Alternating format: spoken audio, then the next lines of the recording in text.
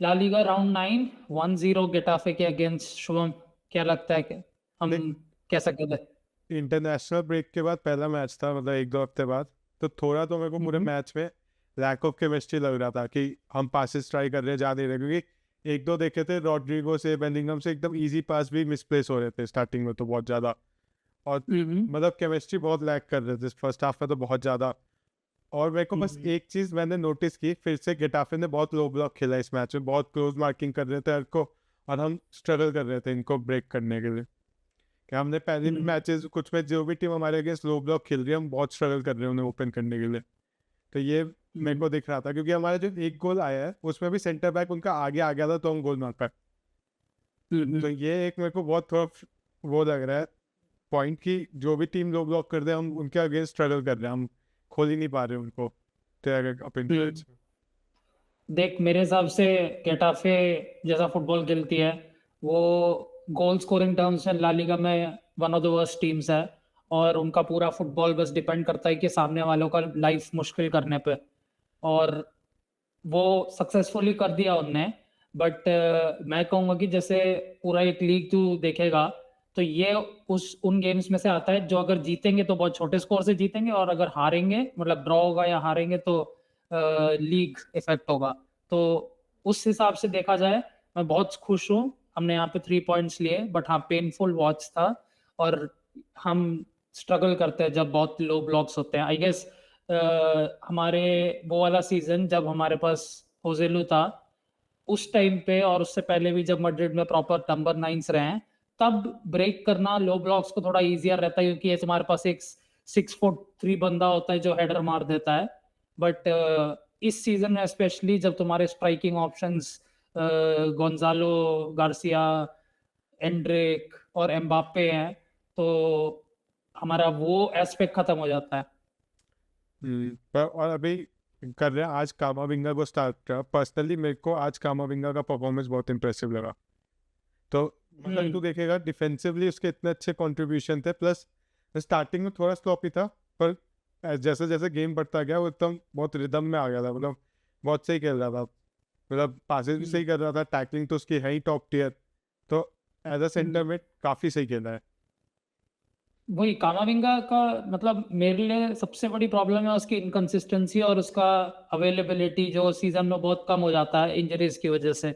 अगर वो उस चीज को ठीक कर ले, वो एज अ ओवरऑल बहुत ही सॉलिड डिफेंसिव प्लेयर है। और वो बॉल को लेके कैरी भी बहुत ज्यादा अच्छे से करता है। जब आगे भागने लग जाता है काउंटर अटैक पे, वो बॉल को भी बहुत अच्छा कैरी करता है। तो मतलब ओवरऑल वो काफी सॉलिड प्लेयर है, बस अपना मिनट्स इंप्रूव कर ले। मतलब फिट रहना थोड़ा, क्योंकि ये वही है, इसके लैक ऑफ फिटनेस के कारण ये हमेशा अवेलेबल ही नहीं रहता। थोड़ा फिट रहने हम्म, तो ये काफी अच्छा है। तो और हम्म, बेलिंगम का प्रॉपर स्टार्ट कह सकते हैं, आज पहला था। तो देखो कैसा हम्म। लगा इसका परफॉर्मेंस। देख, फर्स्ट हाफ में सारे प्लेयर स्ट्रगल कर रहे थे, तो ऑब्वियसली बेलिंगम भी थोड़ा स्ट्रगल कर रहा था।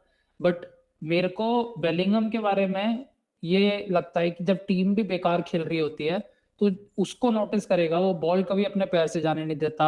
इतना मस्त शील्ड करता है, नीचे लेट लेट के बॉल को पैर पे मार देता है। मतलब पूरा रफ हाउस, कभी भी पोजीशन नहीं जाने देगा, कभी भी बहुत ही बेकार बॉल नहीं डालेगा। बहुत स्मार्ट प्लेयर है। और मतलब बेलिंगम के बारे में तो कभी कोई डाउट ही नहीं था, वो बस इंजरी से वापस आया और एक दो गेम लगे उसको फॉर्म में आने के लिए। जावी को बस यही देखना पड़ेगा कि उसे गूलर बेलिंगम दोनों को यूज करना पड़ेगा एक साथ, क्योंकि अगर हम्म, गूलर नहीं खेला तो जो अभी गूलर एम्बापे का जो कनेक्शन चल रहा है अभी ला लीगा में इन जनरल, वो बहुत लीथल है। हमारे सबसे ज्यादा गोल स्कोरिंग चांसेस गूलर एम्बापे कॉम्बिनेशन से आ रहे हैं।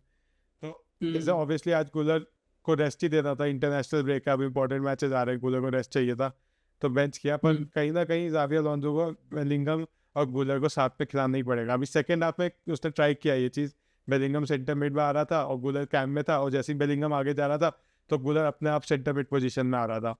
तो इन दोनों को भी थोड़ा अडेप्ट करना पड़ेगा कि ऐसे स्विच करते रहे। तो मैं होपफुली यूवेंटस में मैं चाहता हूँ कि ये दोनों स्टार्ट करें, क्योंकि hmm, at the end of the day भी हम चाहते हैं कि बेलिंगम गूलर दोनों स्टार्ट करें। हम्म। तो कभी ना कभी तो ये स्टार्ट करना ही पड़ेगा ये चीज़। एथलेटिको में बड़ा रिस्क ले लिया अचानक, क्योंकि बेलिंगम भी तब जस्ट आया था। पर अब मेरे को लग रहा है टाइम आ गया है कि दोनों को थोड़ा साथ में खेलना पड़ेगा अब। हाँ, और मेरे ख्याल से हमने जितना भी फुटबॉल देख लिया इस सीजन, गोलर इस टीम में one of the most important players है। समहाउ जावी ने एंcelotti के यूजलेस गोलर, मतलब यूजलेस में डबल कोट्स में डाल रहा हूँ क्योंकि एंcelotti को लगता था वो यूजलेस है, उस गोलर को टीम का सबसे इम्पोर्टेंट प्लेयर बना दिया है। क्योंकि एम्बापे एम्बापे तुझे वो सबसे खतरनाक फिनिश दे देगा, कहीं से भी बॉल डलवा दो वो भाग के पहुंच जाएगा, सब कुछ कर देगा, बट उसको एक बंदा चाहिए जो उसके लिए वो सिचुएशन क्रिएट कर सके, और गोलर से बेटर उस टीम, हमारी टीम में कोई भी नहीं कर पाता एम्बापे के लिए। देख मेरे को एक मास्तान तूनों को एक माइनर चीज बोलनी है, मैंने नोटिस किया है अभी पिछले कुछ मैचेस में, जब भी डी में आ रहा है जितना मेरे को फील आ रहा है वो 2-3 एक्स्ट्रा ड्रिबल करने का ट्राई नहीं कर रहा डी के अंदर, मतलब वो हाँ, सबको बॉल देगा। अभी एक्चुअली क्योंकि इस मैच में उसका एक चांस बना था जिसमें मेरे को लगा कि वो थोड़ा अर्ली शूट ले लेता, बहुत इजीली गोल कर हाँ सकता था, पर वो नहीं, उसे हाँ सिर्फ कटाने का वो है, थोड़ा उसे हाँ शूट हाँ थोड़ा अर्ली लेना पड़ेगा, वो बहुत ज्यादा ड्रिबल करने का ट्राई कर रहा है डी के अंदर। वैसे तो मार देता, जब डी के बाहर होता है वो मार देता जल्दी, पर डी के अंदर वो बहुत ट्राई कर रहा है ड्रिबल करने का। तो ये था मेरे को एक देख, मेरे को एक माइनर पॉइंट था ये। हाँ देख, मैं काइंड ऑफ ये सेम क्वेश्चन अभी जावी से पोस्ट मैच इंटरव्यू में भी पूछा था, पता है। और उसके आंसर पे बिल्ड करके मैं तेरे को बताता हूँ। वो बेसिकली क्या बोल रहा था, जब विनीशियस 18 पे आया था, तेरे को भी पता था कैसा प्लेयर है ना, बहुत ही बेकार था, मतलब अनवॉचेबल लेवल पे था, तेरे को ज्यादा पता होगा उस बारे में। तो अभी आस्तांतोनो उस एज में है। तो जावी बेसिकली ये कह रहा था, ये अभी प्लेयर दूसरी कंट्री से आया है, बिल्कुल ही 18 ईयर ओल्ड यंग प्लेयर है, और अभी से इतना अच्छा खेल रहा है, बहुत केओस क्रिएट कर रहा है, बहुत प्रेस कर रहा है, बॉल विन कर रहा है, आगे जा रहा है। अबे हमें फाइनली रियल मैड्रिड में कितने टाइम बाद लग रहा है कि हमारे पास एक राइट विंगर है, ठीक है। तो 18 इयर्स पे ठीक है, रफ एजेस हैं, थोड़ा एक्स्ट्रा ड्रिबल कर दे रहा है, थोड़ा सा फिनिशिंग में, मतलब मेरे ख्याल से फाइनल थर्ड में बहुत बार, मतलब पिछले अगर तू 5 मैचेस 6 मैचेस में देखेगा, हमेशा लगता है कि मास्तान तो यहाँ पे गोल मार सकता था, पर मारा नहीं उसने। तो आई गेस वो सिचुएशंस में आ रहा है, वही बहुत बड़ी बात है। ठीक है, मतलब कंटिन्यूअसली ऐसा करते रहे पूरे सीजन, तो हमें फ्लैग रेस करना पड़ेगा कि भाई यहाँ पे इसकी फिनिशिंग अच्छी नहीं हो रही, बट आई गेस अभी के हिसाब से देखा जाए तो बहुत सही चल रहा है। हाँ नहीं सही चल रहा है, मेरे को बस एक मायने उसे थोड़ा, उसे ट्रेनिंग में काश जावेद हो जाए कि इसे थोड़ा डी के अंदर थोड़ा अर्ली शॉट ले ले, मतलब फालतू मतलब ड्रिबल जो एक्स्ट्रा 1-2 ड्रिबल टचेस ज्यादा ले रहा है वो हटा दे गेम से, क्योंकि 1-2 टचेस इतने सही लिए थे उसने इस मैच में, बाकी प्रेस तो उसका टॉप टियर है, प्रेस सब कुछ सही चल रहा था, बस वो एक एक्स्ट्रा ड्रिबल है उसका डी के अंदर जो उसे हटाना पड़ेगा बाकी। और एक अब डायरेक्ट मेन पॉइंट पे आते हैं, विनीशियस जूनियर इस मैच। विनीशियस पे जाने से पहले मैं एक से बोलना चाहता हूँ, ये मैच रॉड्रिगो का मैच था, रॉड्रिगो को लेफ्ट विंग स्पॉट मिला था, बट मैं बिल्कुल भी इंप्रेस नहीं था उससे भाई। मैं एक्सपेक्ट करता हूँ जब रॉड्रिगो लेफ्ट विंग पे स्टार्ट करे, एम्बापे के साथ अलग लेवल की केमिस्ट्री बननी चाहिए, जो मैंने नहीं देखी आज। तो वो बस मैं हाईलाइट करना चाहता हूँ। हाँ इस मैच में मैं कह रहा हूँ ना, सबका लैक ऑफ केमिस्ट्री, रॉड्रिगो से गलती है, बेलिंगम पता नहीं या तो इंटरनेशनल ब्रेक से आए हैं तो इसलिए सबका एकदम ही कोई भी केमिस्ट्री, किसी की भी केमिस्ट्री किसी से नहीं बन रही थी। एम्बापे 1-2 बार रैंडमली ऐसे बैक हिल दे रहा था डी के अंदर, मतलब रॉड्रिगो में रॉड्रिगो ऐसे ऑकवर्ड था, याद है जब रॉड्रिगो ने एम्बापे ने रॉड्रिगो को दिया, फिर एम्बापे ने रन नहीं लिया, रॉड्रिगो ने वन टच पे छोड़ दिया। बहुत बार हुआ है, बेलिंगम के साथ भी हुआ है, सबका थोड़ा थोड़ा तो केमिस्ट्री लैक कर रहा था शायद। ब्रेक के बाद आए सब अपने इंटरनेशनल टीम के साथ खेल के आए हैं तो वो लिंक कप इतना अच्छा नहीं हुआ।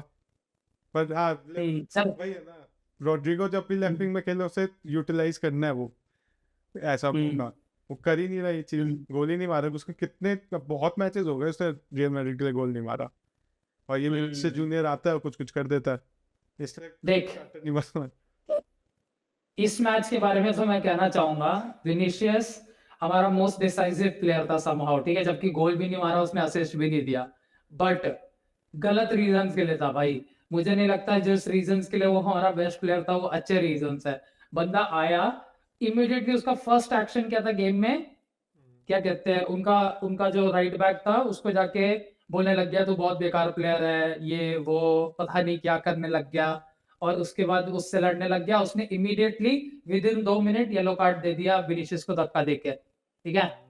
और उसके बाद क्या कहते हैं, विद इन 5 मिनट्स एक और player second yellow, red card, फिर सब्स्टिट्यूशन आया, उसको लगा कि मेरे right back already yellow carded है, मैनेजर को लगा मेरा right back already yellow carded है, मैं एक बंदे को लेकर आता हूँ फ्रेश लेग्स, आया 35 seconds red card, out of the game. और उस रेड कार्ड के बाद वो विनीशियस जाके कोच से बोल रहा है नाइस सब्स्टिट्यूशन। देख मतलब पता नहीं ये प्लेयर फुटबॉल के अलावा हर चीज में इंटरेस्टेड है हमारे पिच पे। देख जैसा मैच चल रहा था वो इतना अच्छा लो डिफेंस चल रहा था, तो जो विनीशियस ने किया है तो कहीं ना कहीं तो मैं तो कहूंगा ब्रिलियंट था, chaos क्रिएट हाँ, कर दिया, वही। उनको गुस्सा दिला दिया, मैन ऑफ द उन्होंने मैच, पूरा स्ट्रक्चर बर्बाद कर दिया। Man of the match, but गलत रीजंस के लिए भाई। मैं चाहता हूँ कि मेरा लेफ्ट विंगर नंबर 7 आखिर मैन ऑफ द मैच बने उसके फुटबॉल के लिए। हाँ मतलब फुटबॉल के लिए बने, पर इस मैच में जो उसने किया था मैं तो कहूँगा ब्रिलियंट ही था, मतलब पूरा ब्रिलियंट था अगर बाकी मैचेस में ये सब ना करके फुटबॉल से प्रूव करे, पर ये विनीशियस हर मैच में करता है। हाँ पर ये ऐसा चीज है और इस मैच में man of the match level पे कर दिया। पर ये हर मैच में चलेगा नहीं ना, ये चीज हर मैच में चलेगा नहीं, जरूरी नहीं है कि ओनर ऐसे बेट लेंगे। हाँ नहीं चलेगा, अबे चैंपियंस लीग गेम्स में तो कभी भी नहीं चलेगा। ला लीगा गेम्स में जहाँ पे विनीशियस को बहुत हेट करते हैं लोग, वहां पे फिर भी चलेगा, और विनीशियस करता ही है हर बार। और यही चीज बहुत बुरी तरह बैकफायर भी हो जाती है, वो तो हमने गोल मार दिया, एम्बापे ने गोल मार दिया, और यही चीज बैकफायर हो जाती है, कोर्तुआ लास्ट में सेव नहीं करता वो लास्ट में सेव देखा था हम, वो डाउन टू 9 मैन है तब भी इतना क्लियर कट चांस बन गया था उनका, तो बहुत रिस्की होता है ये चीज। और तेरे क्या ओपिनियन थे रेड कार्ड में? ऑब्वियसली ऑनलाइन बहुत डिबेट है कि क्या देख देख मैं ऑब्वियसली मैड्रिड फैन हूँ, ठीक है, बट दोनों रेड कार्ड्स बहुत सॉफ्ट थे, बहुत सॉफ्ट है। बहुत सॉफ्ट थे। मतलब देख पैर का कांटेक्ट है, इसलिए वीआर में ओवरटर्न नहीं होने वाले रेड कार्ड्स हैं वो। मतलब पैर में कांटेक्ट है और दूसरे में बंदा ऐसे मुंह पे हाथ मार रहा है, तो दोनों ओवरटर्न नहीं होने वाले रेड कार्ड्स हैं, बट दोनों बहुत सॉफ्ट है। तो अगर अगर क्या कहते हैं, वो ऐसे रेड कार्ड्स हैं जो अगर रेफरी येलो देता तो कभी रेड नहीं होता, और रेफरी रेड देता कभी येलो नहीं होता, वैसा टाइप का। देख दूसरा तो क्लियर सेकंड रेड होता, उसमें तो कोई कुछ डिबेट भी नहीं करेगा, ठीक है विनी ने थोड़ा ज्यादा टाइप कर दिया, पर ठीक है वो तो क्लियर, उसमें तो पहले में ये था लोग कहेंगे बहुत सॉफ्ट था, ना उसके पास बॉल है ना कुछ है, पर तेरे को याद है हाउसन का रेड कार्ड कितना सॉफ्ट था? याद है। मैं देख उस समय भी कह रहा था हाउसन को रेड कार्ड नहीं मिलना चाहिए था, मैं अभी भी कहूंगा उस बंदे को रेड कार्ड डायरेक्ट रेड नहीं डिजर्व करता था, बहुत सॉफ्ट था डायरेक्ट रेड के लिए, पर जैसा अभी ला लीगा में रेफरिंग चल रही है कुछ पता ही नहीं है ना किसको कब रेड कार्ड मिल सकता है, तो डिबेटेबल है, पर ऐसा कुछ अलग से गलत डिसीजन नहीं था, वो हाथ ऊपर करके उस बंदे को रोक रहा है जो कैसे रन बना रहा है। तो मतलब वही है कि मैं ये नहीं कहूंगा कि बिल्कुल गलत डिसीजन है या बिल्कुल सही डिसीजन है, बस बहुत सॉफ्ट डिसीजन है, और अगर नहीं लेते ये डिसीजन और हम ये गेम ड्रॉ हो जाता तो मैं रेफरीज को ब्लेम नहीं कर सकता था, वैसा टाइप का डिसीजन है। तो और तो इस मैच में मेरे को तो कुछ ऐड नहीं करना, तो कुछ करना नहीं, बट वही है कि हमें इस सीजन कहीं ना कहीं से फिगर आउट करना पड़ेगा कि हम लो ब्लॉक से बेटर डील कैसे करेंगे, क्योंकि इन लोगों के साथ हमने कुछ भी करके कर दिया, बट और भी ला लीगा टीम्स को पता ही है भाई, इस सीजन हमारे पास एटलीस्ट 10 और गेम्स आने वाले हैं ऐसे। लो ब्लॉक अभी नहीं कर पा रहे हम बीट बिल्कुल भी, तो प्लस अब टफ मैचेस आ रहे हैं यूवेंटस बारसा, तो चल बारसा मेरे ख्याल से वो तो लो ब्लॉक नहीं खेलेगी बारसा, पर हाँ बारसा का तो पूरा यही होने वाला है कि दोनों high line versus high line, but problem ये है कि उनके पास हाई लाइन के लिए हमारे पास, मतलब उनके पास अच्छे हाई लाइन ब्रेकर नहीं है, हमारे पास बहुत अच्छे हैं, देखते क्या होता है। हमारे पास कुछ ज्यादा ही अच्छे हैं, तो 11 ऑफसाइड भी हो सकते हैं। चल फिर चल भाई।